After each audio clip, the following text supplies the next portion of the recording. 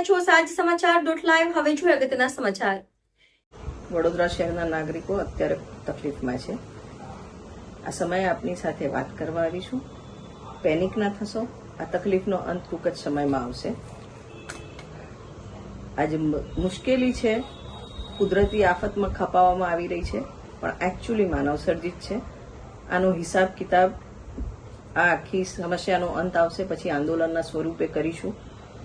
24 કલાક પહેલા કદાચ પાણી આજવાના ગેટ બંધ કર્યા હોત તો પરિસ્થિતિ આટલી વિકટ ના બનતી। આ બાબતે બી વાત કરીશું, પણ અત્યારે તેનો સમય નથી। અત્યારે નાગરિકો ખૂબ મુશ્કેલીમાં છે। સરકારી તંત્રને વિનંતી કરું છું, વડોદરા શહેરના મ્યુનિસિપલ કમિશનર, કલેક્ટર તમામને વિનંતી કરું છું કે તાત્કાલિક કંટ્રોલ રૂમના નંબર જાહેર કરે। 4-5 એવા નંબર હોય જ્યાં નાગરિકો પોતાની રીતે ટેક્સ્ટથી, સાદા SMS થી, વોટ્સઅપ માધ્યમથી જાણ કરે।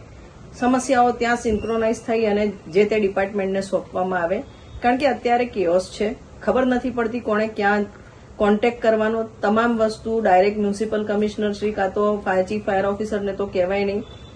હેલ્પલાઇનના નંબર્સ લોકો પાસે છે નહીં, એટલે લોકોને સમજ નથી પડતી ક્યાં મુશ્કેલીમાં હેલ્પ માટે જાય। તો તમામ અધિકારીઓને, ગુજરાત સરકારને રિક્વેસ્ટ છે કે તાત્કાલિક હેલ્પલાઇન નંબર્સ અને કંટ્રોલ રૂમના નંબર પબ્લિક કરે, જેથી પબ્લિક તેનો ઉપયોગ કરી શકે અને નાગરિકોને તકલીફમાં, હાલાકીમાં રાહત મળે। ઇમરજન્સીમાં રેસ્ક્યુ માટે, ફૂડ માટે, કોઈ ફસાયેલું હોય, કોઈ બીમાર હોય તો ક્યાં કોન્ટેક્ટ કરવો અને કઈ રીતે તેમને મદદ પહોંચશે, આ બાબતે સ્પષ્ટતા થવીને કંટ્રોલ રૂમ શરૂ કરવો જરૂરી છે।